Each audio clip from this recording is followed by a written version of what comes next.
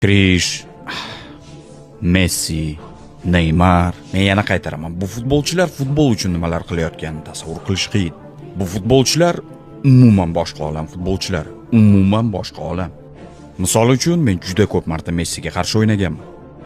Bir o'zim uni to'xtata olmaganman, iloji bo'lmagan. Bu futbolchilar bir marta to'xtatganmi, lekin bir o'zim to'xtata olmasdim. Tomas, buning iloji yo'q edi. Luka Modric, Toni Kroos, Sergio Ramoslarning yordamisiz bu imkonsiz edi. Shunchaki ilojsiz, uni to'xtatib bo'lmasdi.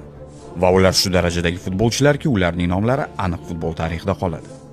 Ha, hozir ham ularning o'yinlarini kuzatamiz, daraja ozgina tushgan bo'lishi mumkin. Balki ularga qo'yilayotgan ball, chunki biz har doim ular 9 ball olib yurganiga o'rganib qolganmiz. Agar o'sha ball 7,5 ga tushadigan bo'lsa, ha, tamom bo'lishibdi-ku deyishimiz mumkin. Lekin 7,5, 8 ball har doim o'sha atrofida. Odamlarning reaksiyasi shunday. Lekin bu 8 ball. 8 ball. Shu sababli biz ular yuqorida